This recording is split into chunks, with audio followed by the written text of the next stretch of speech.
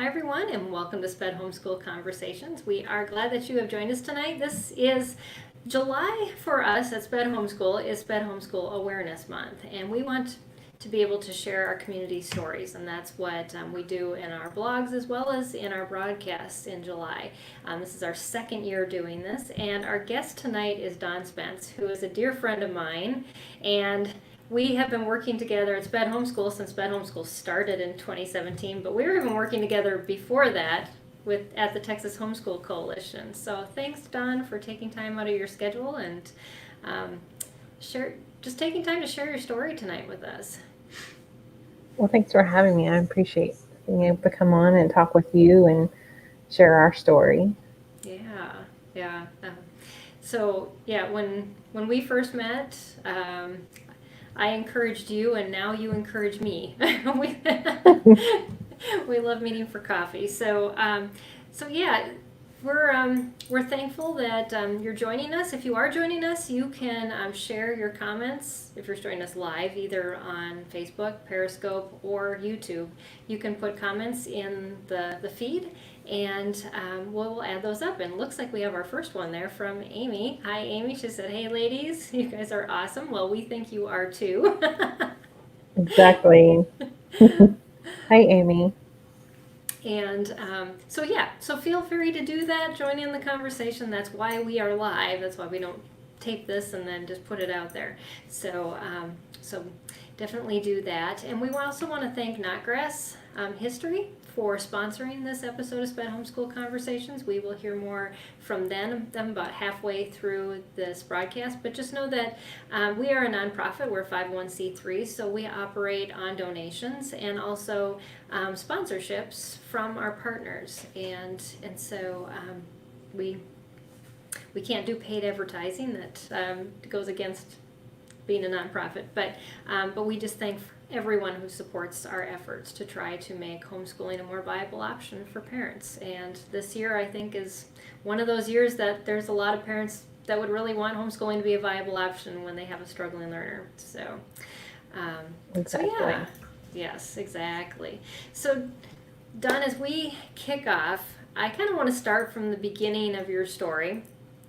And, well, why did you start considering homeschooling in the beginning? And was it something you always wanted to do, or was it something that crept up on you?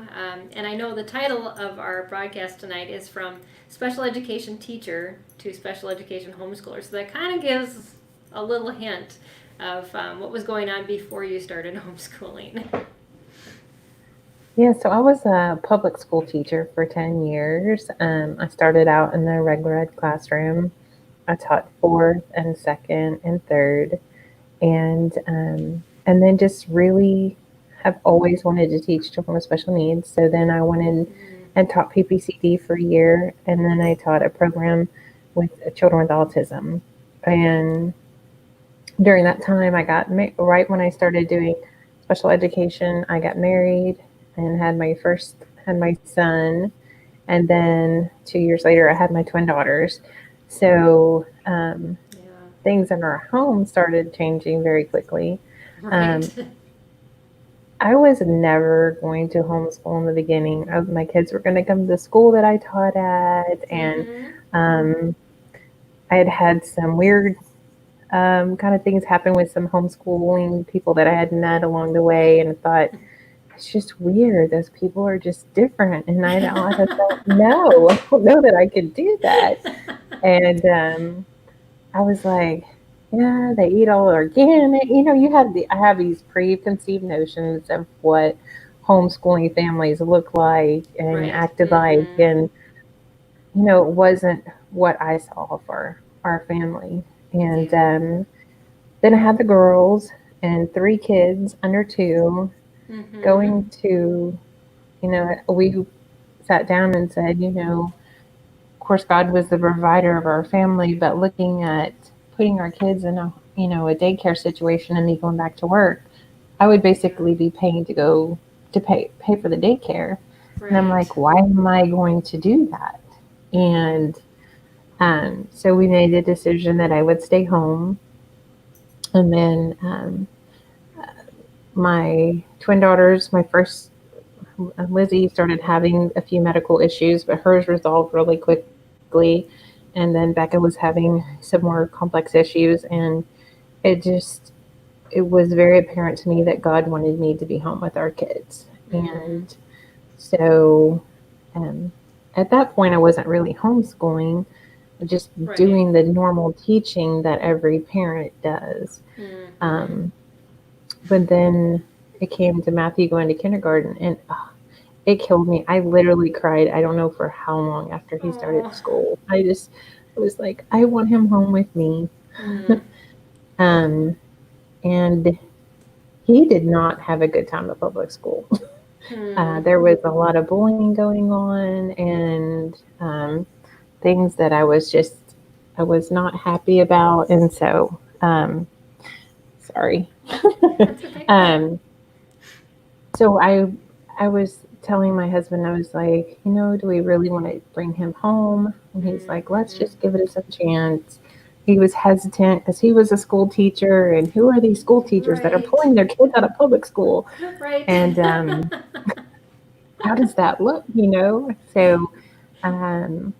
So he went to kindergarten, and then he decided, he went to first, and more things started happening. And I was already homeschooling the girls pre-K. I decided that pre-K year to we did units, so we had fun. We did a month of oceans and a month of farm animals and a month, and I just had so much fun with it.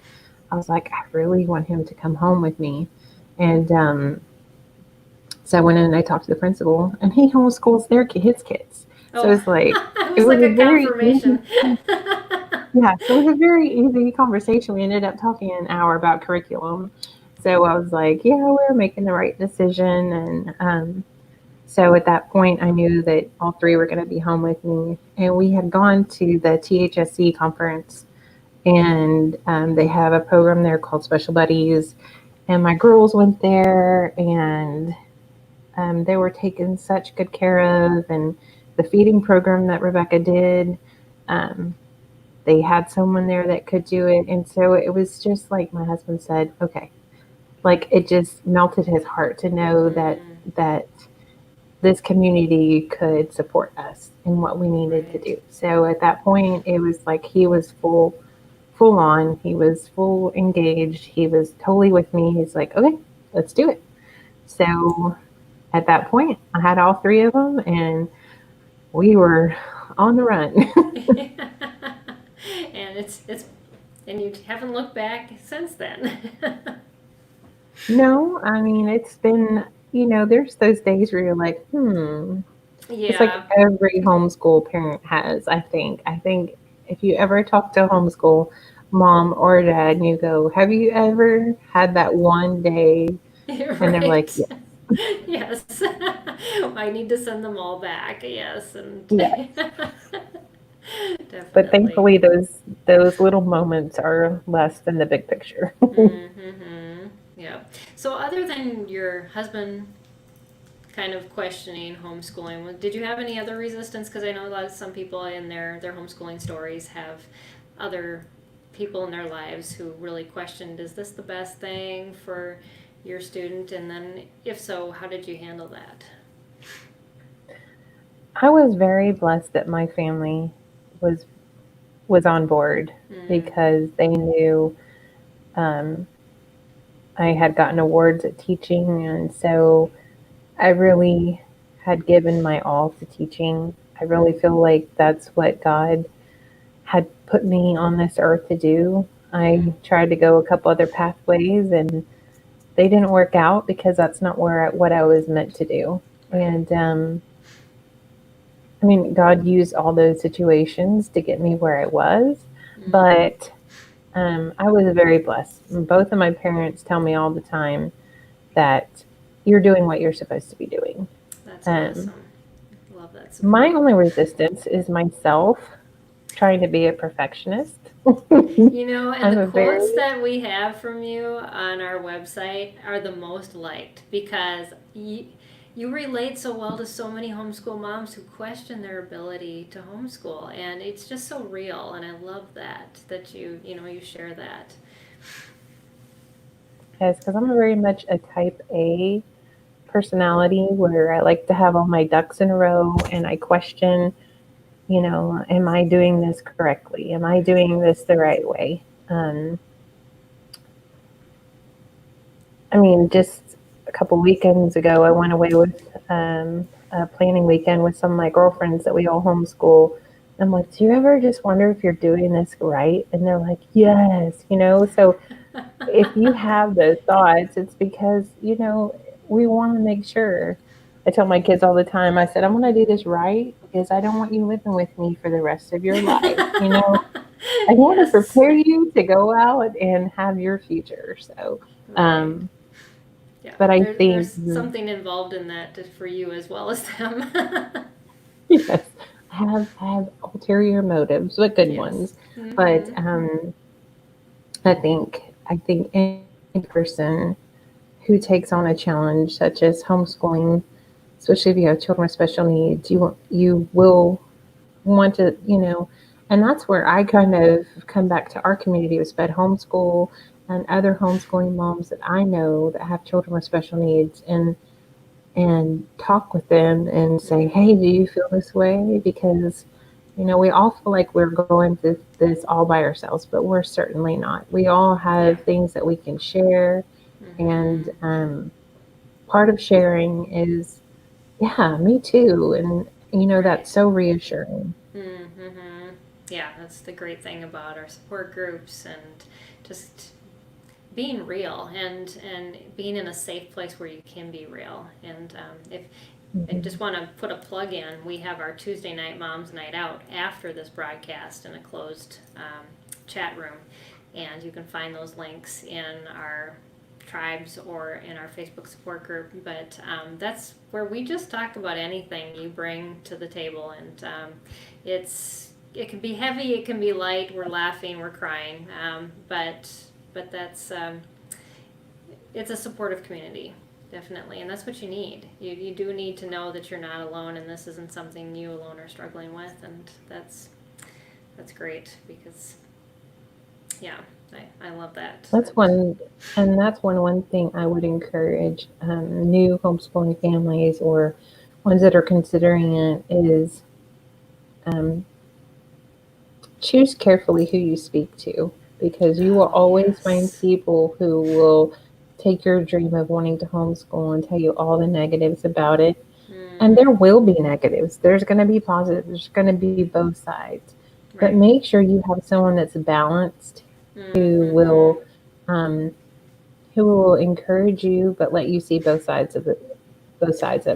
Right. It isn't just here's all the glorious things that happened in our homeschool, or this is how bad it is and why we went back to public school. And yeah, there's some sort of balance in there, but Yes, there's a good and bad side of everything.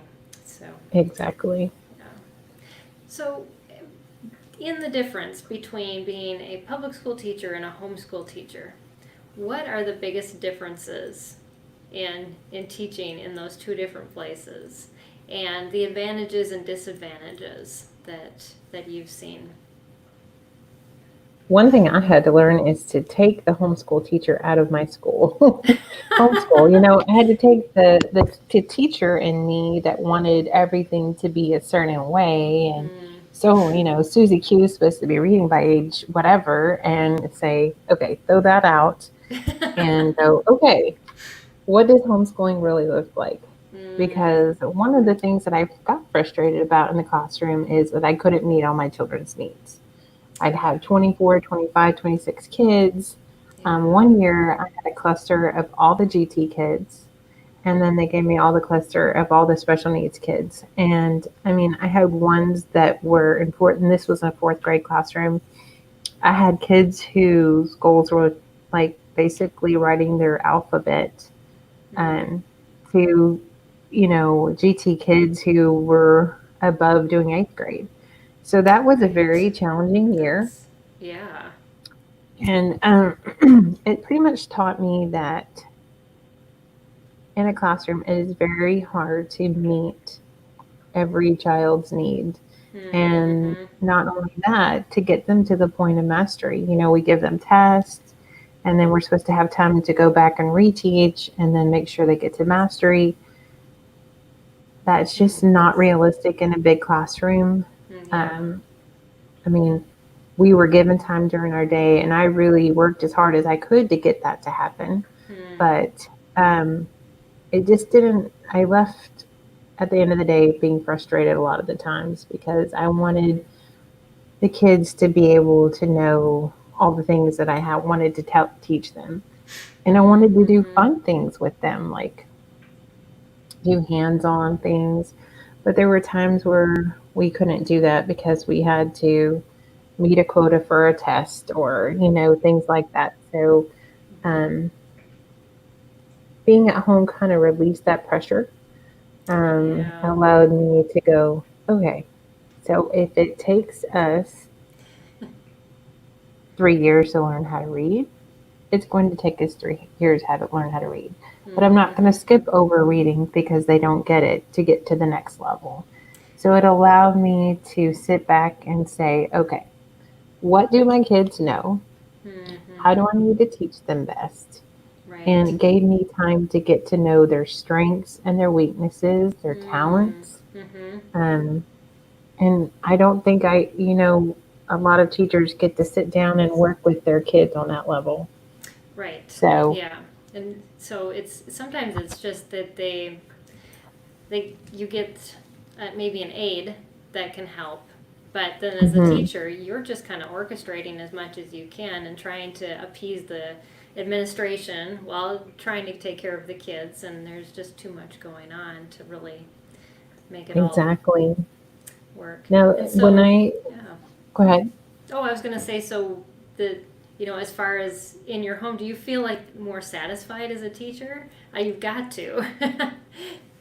Yes, and I can I'm getting ready right now for the next school year, Mm-hmm. and I can look at each of my kids and I can incorporate videos and art and the things that I know that my kids need.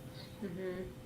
But at the same time, I teach all of them together because no matter what their level is, I want everybody to be involved. Nobody has to be left out because I Yeah. can accommodate or modify so everybody gets to participate. And that's so huge. Mm-hmm. Yeah. Yeah. Um, so as far as I wanted to touch a little bit on curriculum because you are like the curriculum and printout queen on modifying curriculum. So if you ever want to modify curriculum, you need to talk to Dawn because she just has this knack with how to make it work for your child. But are there some favorites that you have to share about where you like to go and what resources you like to use? Um, so I started thinking about that the other day. Any place that uses games, especially like neurodevelopmental things where you're using games to tap Mm-hmm. into specific goals or things that you want your kids to learn, um, because I think that can bridge some gaps Yeah. because kids, are thinking, "Oh, I'm playing a game." Mm-hmm. I'm not really sitting and learning, but they are learning. Um, Right. for my daughter who has intellectually disabled or disability, whatever you say, um, that doesn't define her, of course. Mm. I'm a big about thinking that um, one of my goals and things when I taught public school is all children can learn, and I still believe that to this day. And so, even though she has a label, it doesn't define who she is. It doesn't Yeah. define how she can learn. Mm. It's just a hurdle we get to work with, and neurodevelopmental learning to me has bridged so many gaps because you're working with your auditory. Um, so like I've used Little Giant Steps, Equipping Minds, Diana Craft, all those. And I am a eclectic person, so I don't just use one person's thing. I like to Right. grab good stuff from all different places and put it together Mm-hmm. and kind of make it so that it fits, fits the way that I think that my child needs to learn. And that's really helps because thinking that one thing is going to work, Right. even if it's Yeah. good, because all those programs on their own standalone are awesome. Mm-hmm. But if your child can't just do that program by itself, it's okay. Yeah. But you can use those things to help build your child up. Yeah. Yeah. I think as you talk to more homeschoolers who have homeschooled a longer period of time, you'll find that they become more eclectic. It's when you first get started, it's nice to have that safety net of one Mhm. curriculum that has a plan and all of that. But over time, as you get more comfortable and you find little things that you want to add in, it's okay to let go of that master curriculum over time too. And so yeah, that's some really good advice of how to do that. And I love all the names you know, Little Giant Steps and Diane Craft and Equipping Minds. Those are all partners with SPED Homeschool. We just love all of those companies, and just some of the unique approaches they have to learning in very creative ways. Because a lot of times our kids learn with the more creative approaches versus the more classroom structure type methodical methods that a lot of curriculum is made for the classroom because it's easier to teach within Yes, that classroom exactly. environment. But as a homeschooler, you have, of course, that ability to be more creative. So, but I also want to point out that if you search our website for Dawn Spence, just search her name on spedhomeschool.com, you'll find all of her articles that she's written over the years that, like, how to use a light board in homeschooling or how to, build a program. You talked about, like, before Math UC and how to get using touch math and so a Exactly. lot How of to really, combine things. yeah, a lot of really creative teaching methods. So definitely look up her articles there. And yeah, so I add a lot of hands-on. Like we do My Father's World for history, and I can I can say now that I do not follow the TE to the letter like I did when I started when you teaching. started, yeah. I I'm like at the beginning, I was like, oh, I have to read this book and I have to do this, and I'm like, hmm yeah, we're gonna do a lap book, or we're gonna when we get to castles, we're gonna build a castle. We're gonna hmm have a sword fight when we talk about knights, and so hmm just learning like how to engage your learners. And the best thing is that you have your house. You can build a Lego castle. You don't, you can take that right. time, and you didn't do it, you didn't finish it, during the school time. You can do it at night, so there's Yeah. all those things that you can do to enhance your learning. hmm Yeah, and it does. It extends beyond the school day if your kids are really interested. You'll find them doing school every hour of the day if they are really engaged, which is so fun. And cooking things that go along with what you're learning is fun too. Yeah. Yep. Yeah. We tried a Definitely. lot of Japanese food a couple years ago. My kids were not so thrilled with it, but hmm how many times would you be able to do that? We studied about China. We went to Chinatown, and it was a very hmm interesting restaurant with lots of things that they probably would have never exposed to before, but it was cool. Um, Yeah. Field trips are a big part that I feel like is so much hmm better at home as well. Right, because you don't have that huge group of kids, you get much more of an intimate experience when you only have a couple children, that you're bringing places versus what you usually see like 30 to 60 kids come out of a bus and trying to accommodate them. It's like taking the classroom with you. It's really difficult to engage. Um, so and Yeah, I those were stressful days as a teacher. You don't want to lose any children. that's probably what you're more worried about than actually teaching them at that Yeah, point. like, did I get everybody back on the bus?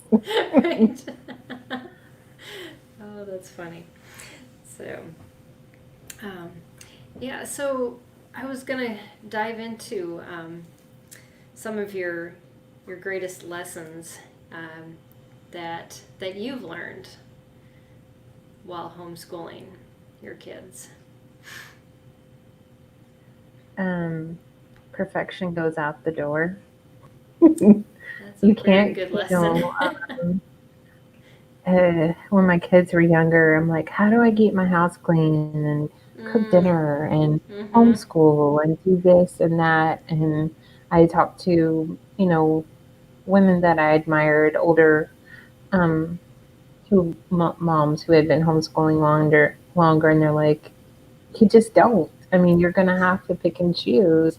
And when your Yeah. kids get older, then that can be part of their schooling, is they're helping Right. out in the kitchen and stuff. And so, because I'm a bit of a perfectionist, and so that was really hard for me. Like, I wanted to do it all. I Yeah. wanted it all to be all my little plates and all my everything in a row. And you just have to learn that you don't have that when you go to a regular job. Like, you have days Mm-hmm. that are good, you have days that are bad. So why would it Yep. be any different at home? Right.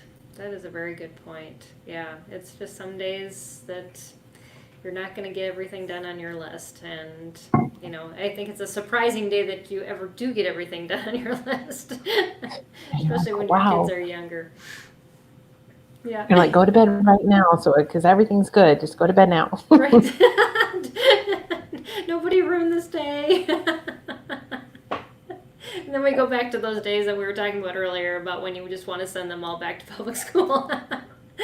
Yeah. Call it quits. Yeah.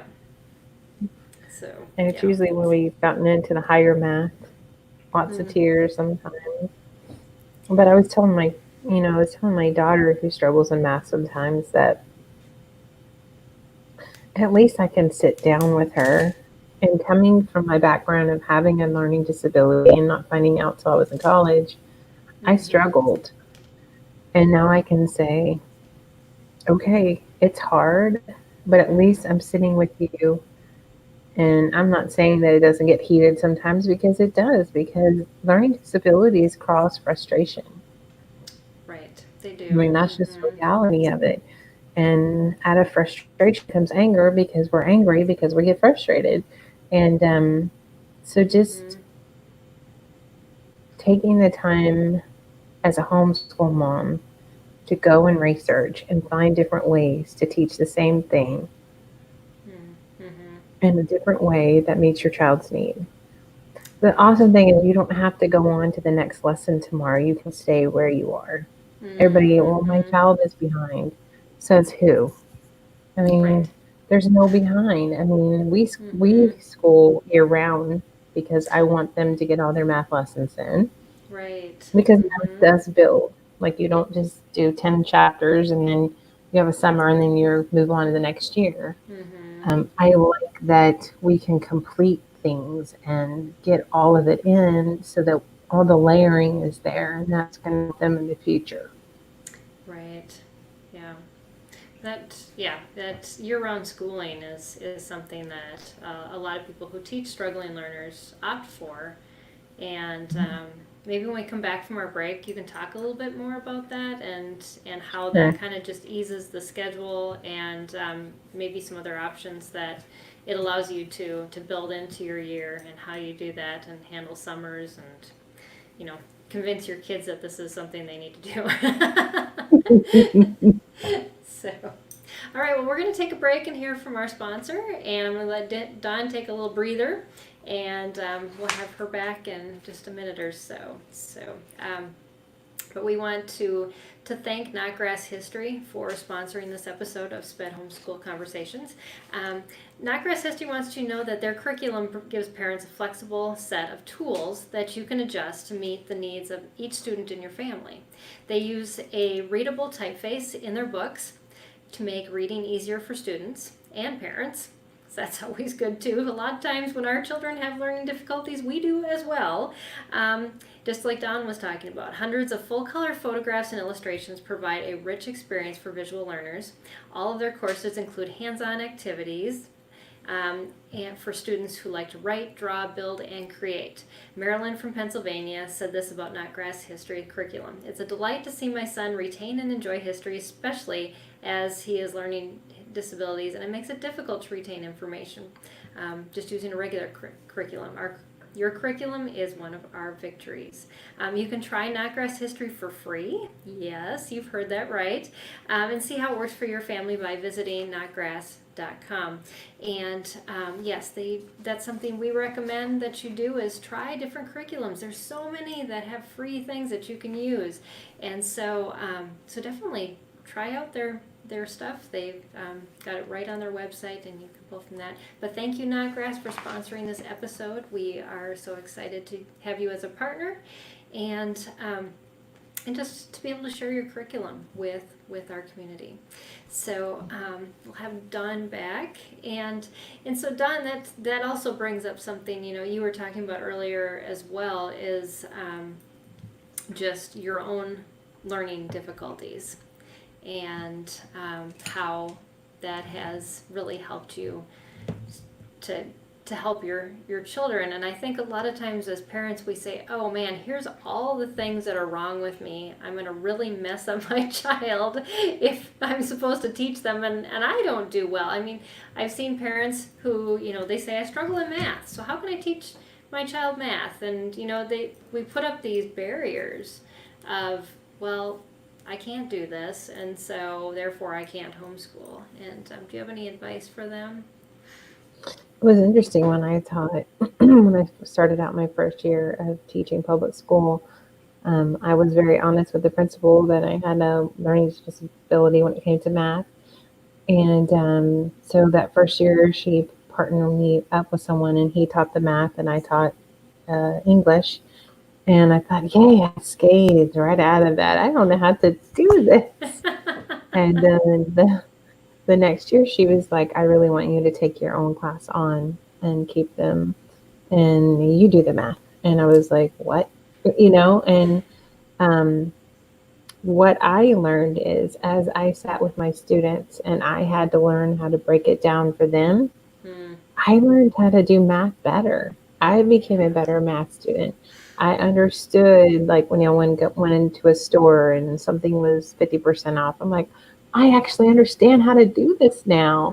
And so, my son is getting older and he's about to start pre-algebra.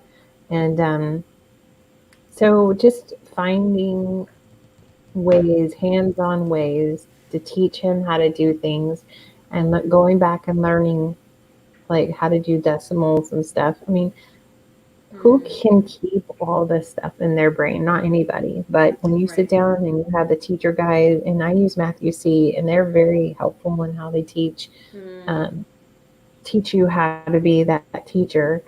And, if I don't understand it, I'll go find another video or look at something. So, we teach our kids how to go to the bathroom and how to go to the potty and how to brush your teeth and how to sit down and eat with utensils. I mean, we teach our kids from the time that they're born. We teach them how to go to sleep when it's time to go to bed. So to say that you couldn't teach your kid, I think you're selling yourself short. There's so many things that you can do for your child.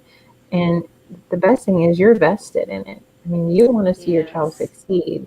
And so where, even though when I was a school teacher, I would call them my kids, and I was vested with them.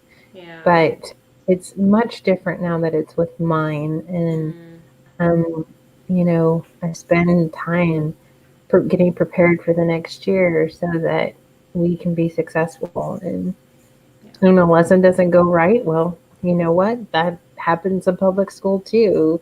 You start to do a lesson and it's a total flop, and then you have to regroup, and that's reality. We all have to do that. So I just encourage parents that, if their heart is for this, they can do it.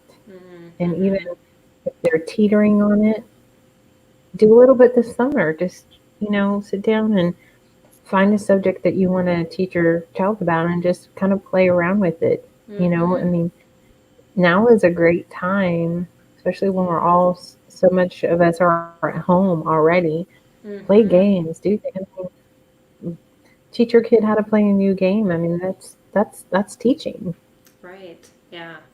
Yeah, we forget that. We think that we have to have a curriculum and or a specific book, but that is so true. Is that we teach our children every day, and a lot of it is our attitude too, and just how Mhm. we approach that. But I have loved that about homeschooling is that I'm always learning. The subjects I think I hated the most, I loved teaching the Mhm. most because all of a sudden I grasped what I was supposed to be getting, but the textbooks just really never gave me the love for it until my kids got really engaged with it, and I did too. So yeah, it's fun. I can't say I'm a good writer yet, but little by little. I can say for the first time that I understand history because we went Mm-hmm. from all the way from creation, the Greeks to the Romans. We Right. went all the way. Last year we did from exploration to the 1850s, and now we're doing 1850s to modern. So I Mm-hmm. had a time, like, if you just throw out Napoleon Bonaparte, I don't know who he is. But now, because Yeah. I've studied the timeline, I understand the confines of where these people fit into history. And Mm-hmm. that's the other thing is that you know everything that your child is learning. So you have those Yes. teachable moments during the day where you're like, oh yeah, I remember when we studied about such and such, and you can bring that into, um, we watched Liberty Kids this year because it had to do with what we Mm-hmm. were learning. And like right now, learning about the American Revolution and the early founding fathers, we've had a lot of discussions about that right now with the way the world's going. So, Right. you know, it, those things just play into your normal life when you homeschool, and Mm-hmm. a lot that I get to sit down with my kids and we can discuss those things. Right. You have them on the top of your head, so when daily events come up, you can automatically ingrain them. It's not like you pick up the notes that a teacher sent home and you kind of Mhm. understand what they went through, but you really don't, and Exactly. and yeah, you just can't integrate it as easily as if you've been living it with them, and then you can just add in whatever's going on in the world and your life. And it's fun how the dinner table turns into an extended time of school when when Yes. dad gets involved, and you're still talking school. My daughter is always talking about whatever she learned in history or physics and explaining that to everybody at the table. And so yeah, it's fun, definitely. So um, so I totally forgot what we were going to talk about after we came back. I completely blanked on that, but I'll think about it at some point. But the one thing you shared about was, as people are looking and thinking about, with the COVID-19 restrictions and all of that that's happening, just to try out some things for school. And um, but I thought we'd maybe go a step further as far as if they have a student that struggles, and I know you have a husband who teaches in the public schools, and what the schools are preparing for as far as how school might look next year. And I understand across the country in school districts it's going to be different, but especially for students who have learning disabilities and all the restrictions that we're looking at possibly happening, um, what what are some of the greatest advantages that you see that parents have if they have the ability to stay home and homeschool? I think I was actually talking to my daughter's OT the other day, is that just right now, with them not having any kind of summer school type thing, is helping their child not to regress. Mm, So starting now and like building on some of those things that they know that they were working on, because I know that that's the biggest thing that I saw with my kiddos that I work with. We offered extended year school year, it was called ESYS when I was teaching, mm, um, and the kids went year round because they knew if they stopped, they would forget some of their learning. And right. Yeah. so finding just right now, like if they're able to and they're able to be home with them, is working with them just to some of their basics to keep them in structure is such a big part of a special ed classroom. And I actually, that's one thing that I do keep with my kids is a lot of people go, oh, we just homeschool whenever we just, my kids don't thrive in that kind of environment. And it's great if yours do, but mine don't. Like mine need to Right. know, okay, we're going Yeah. to school at 8, we're going to eat lunch at noon, and then we'll be finished. And we sit and do group work, and then we have individual work. But you have to find the rhythm that works for your homeschool. That's so true. But I would encourage you to, reach out to the teachers, that your child had this year and find out what they were working on and see if you can start working on some of those strategies and things at home.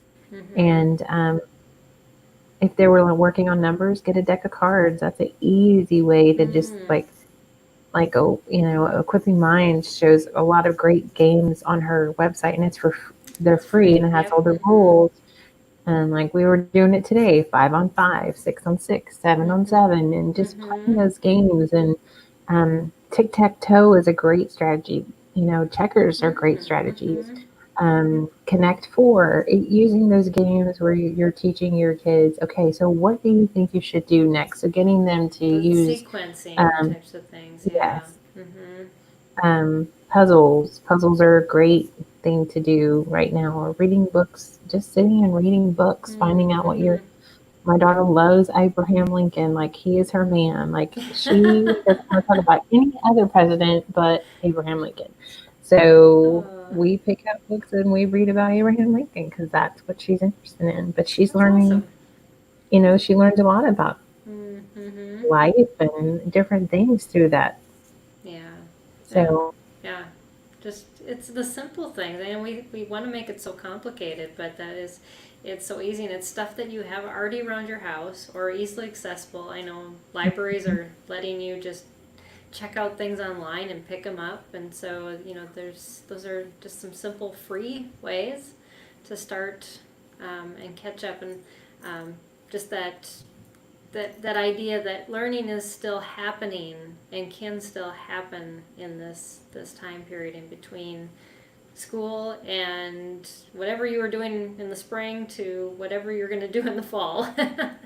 Exactly. So, yeah. I do remember the question that we were going to talk about. It was year-round schooling. You mentioned that, and I had to write it down so I didn't forget it again. But the whole concept of year-round schooling is something that a lot of parents in our community do that maybe what we call the typical homeschoolers don't do as often. And I'd love for you to talk about the advantages of that and how you've made that work in your home. And then I know from experience that you do change your schedule a bit in the summer, but you still do schooling. So if you can, kind of explain that a little bit too.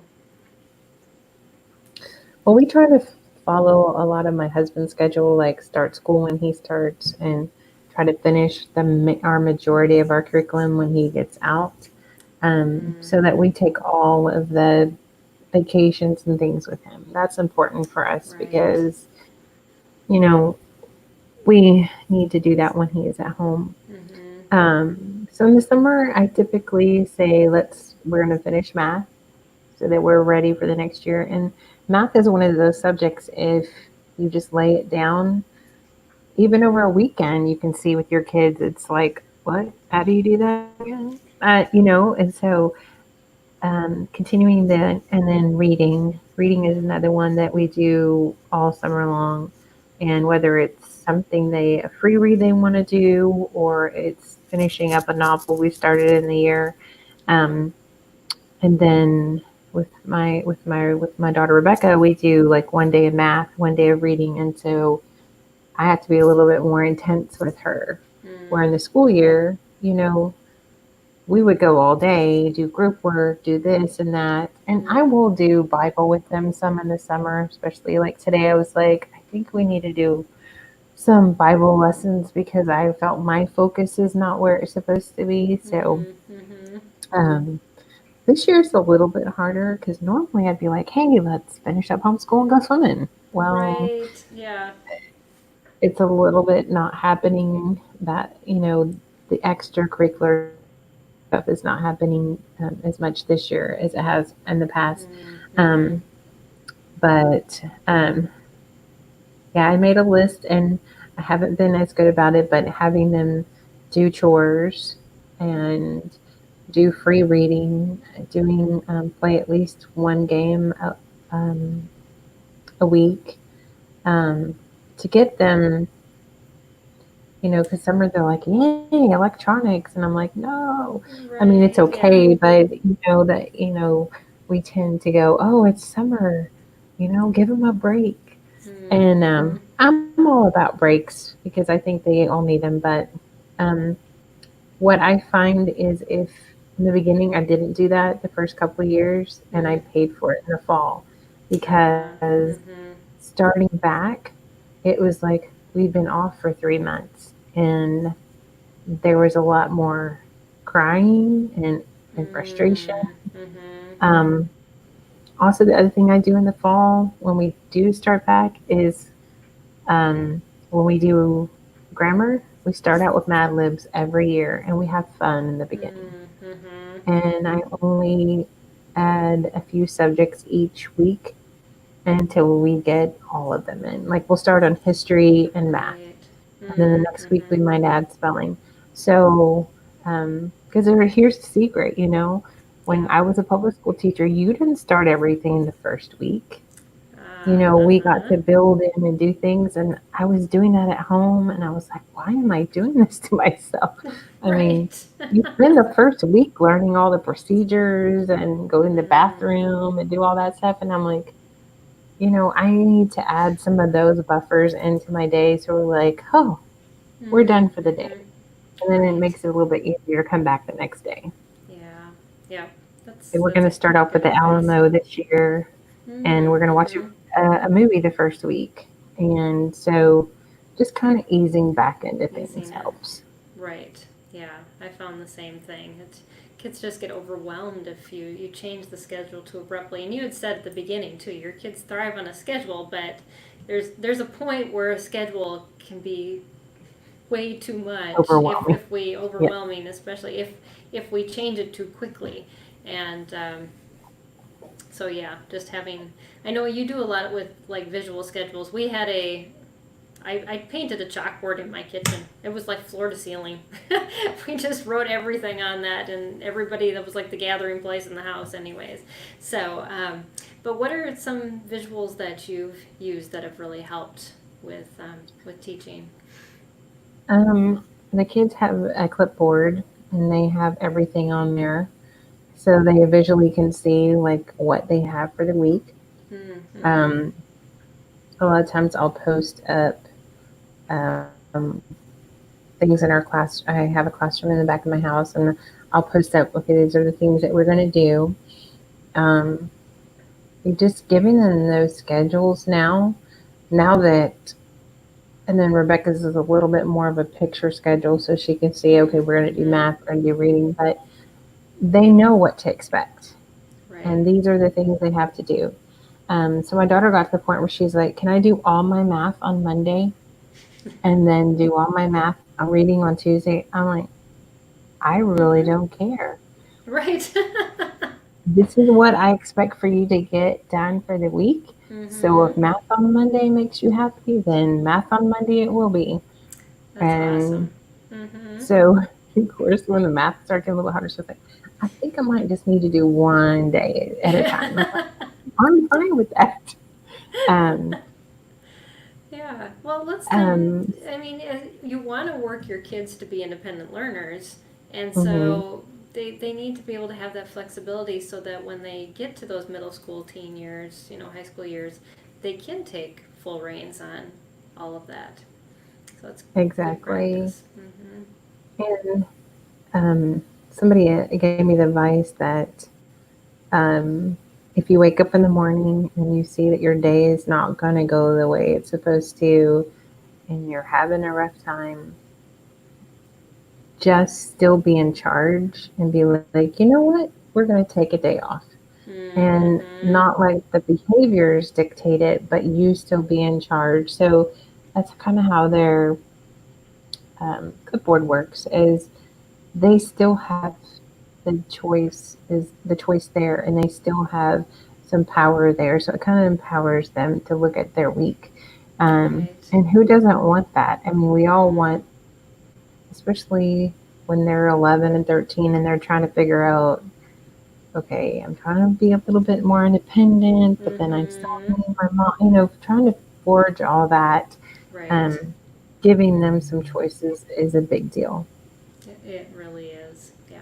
Yeah. I was talking to a mom last or yesterday, and she was saying how just what we want them to fail in our homes because we don't want them to be so under rule in at home and at school or wherever they are, to the point where when they leave our home, that's the first time they've been able to make a choice, and that they will fail Exactly. because we fail when we first try things. That's just natural that we have to learn. So yeah, giving them that flexibility and the ability to try, see if it works, and if math in one day works for that student, good. So yeah, Yeah. yeah. And what better place for them to figure out, kids learn where they're frustrated, kids learn where they need more support and where they don't want it. And I remember junior Mm-hmm. high was such a hard time, um, when going through all those emotions and everything, Yeah. and being at home and allowing them to be able to go through that, but in a safe place. Um, Mm-hmm. I guess that's near and dear to my heart because I'm going through that right now. I would Yeah. rather them feel like they can explode with me and we say we're sorry to each other and learn how, we're all going to make mistakes and we're going to make bad choices, Mm-hmm. but that means we still love each other. Right. Yeah. And being able to do that in the confines of your home with your child is huge in my book. Mm-hmm. Yeah. Yeah. Whether your child struggles or not, those teenage years are. If you can get through the middle school years, the high school years actually are delightful. But Well, for I'm those, looking forward to yes, for those that. young men though, I mean, they want their independence. You are mom, Mhm. and that makes, and so outsourcing. We've talked about that with other guests. That it's just something that you just have to do because they need that space. It's good they come back though. That's I have to tell you that. It's encouraging. But yeah. So as we're wrapping up our time, is there anything else you want to share that's been on your heart, just about your story, or just what you've learned, advice you've gotten from other homeschoolers that have just really made an impact on you? There's two things I like to share. Number one, I had a very wise mama tell me being a homeschool mom is like being an octopus, and you need to be flexible and be able to contort yourself in all different types of ways and Mm, places, and because there's so many things that will not go the way you want it to go. yes. And I have really had to learn that. I'm not Mm-hmm. 100% there yet. Mm, Um, Sometimes I'm like, oh, but I wanted to get done through this and this. And I've had to mm, say, but it's okay. yeah. So being flexible is huge. Um, Mm-hmm. the second thing I want to encourage people is as they're looking at homeschooling and they saw what happened from March to May or June, Yeah. that is not homeschooling. That was Mm-hmm. crisis learning. And Right. even our homeschooling was affected. We were not able to go out to co-ops. We were not able to go do the field trips and the things that we wanted to do. We weren't able to go see our friends. And homeschooling, a big part of our homeschool happens at home because we need that structure. Right. But we do get out and we do hands-on things, and we go to co-op and meet Mm-hmm. with other families. And so if you are going to decide to homeschool and you think, well, man, that's hard to staying home all the time, that's not what the majority of homeschooling families do. Right. So I would encourage you to, um, we don't know if co-ops are going to meet. We don't know right now. There's so many things that are up in the air, Exactly. but find another couple family and, do science experience together.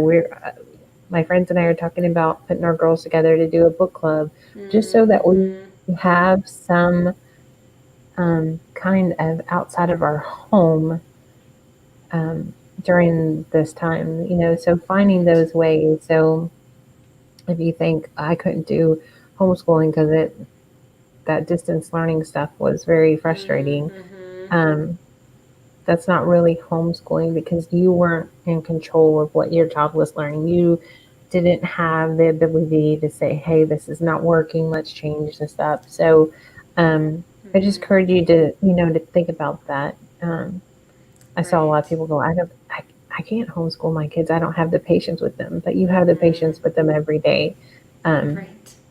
Yeah, it's and you're different. fine. Yeah, it's different than the well, in K-12, unfortunately, a lot of parents will say call that homeschooling, but that's really the school district in your home, which is what you were Yeah. doing in crisis schooling. If you really want to homeschool, it means you as a parent are in charge and the school is out. You've cut ties. Yeah. Um, and so yeah, that's a good distinction to make. That there's a very big difference, and I know for many people, even with kids who didn't struggle, the K-12 program has been so stringent they could not keep up with it, and it's very hard to withdraw from that program as well. I do want to give you a huge warning. It requires a lot of complicated back and forth. I've helped a couple parents through that, so yeah, that's really good advice. That yeah, it's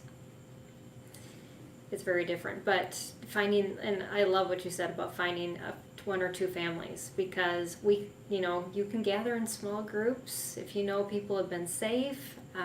Those are the Mm-hmm. types of environments that, even if there are restrictions on large groups, I mean, having a child on the autism spectrum, that's all that we had. We couldn't do co-ops when my sons Yeah. were younger. We had two other families we got together with, and so that may be the co-op of at least the near future is that. And you know what, we had mom time.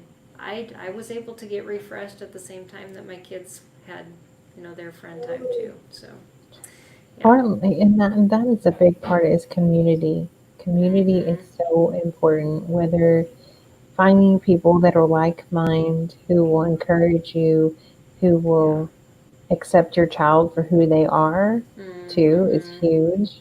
Yeah. My daughter has grown so much, but the friends that we have watched her blossom, and they just tell me all the time how much she's improved, and that's such a blessing to me because Right. they could have thought, well, she's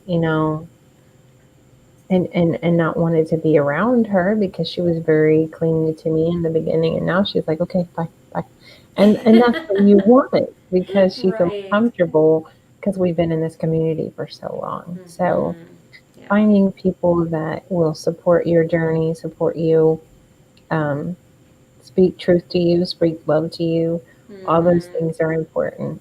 Yeah, they truly are. And like we were talking about at the very beginning, they're just people that can be real and just show you Mhm. both sides. That yes, we have successes, but yes, we have struggles. And Yeah. yeah, that's great. Well, thank you so much, Dawn. This has been such a good discussion. I hope our community has enjoyed your story and just the perspectives that you've shared. It's so refreshing that I hope those that are kind of sitting on the fence can now see, just the differences of Hmm. these environments, and just the freedom that you have found in being able to homeschool and teach your kids at their pace. That's great. So thanks for Well, your time. I appreciate it, and well, thanks for I'll, having me, and I appreciate being a part of this community and helping others be able to gain the confidence that they can do this. yeah. Yeah, definitely. And like I said, Dawn is on the SPED Homeschool team. She is our teaching manager. She organizes all of our blogs that come out on a monthly basis, and helps with that. And also she writes a lot of blogs. So you can search just her name on our website and find a lot of good material that she's written. So definitely do that. But so thanks for joining us this week, and we also want to thank Knotgrass History for sponsoring this episode of SPED Homeschool Conversations.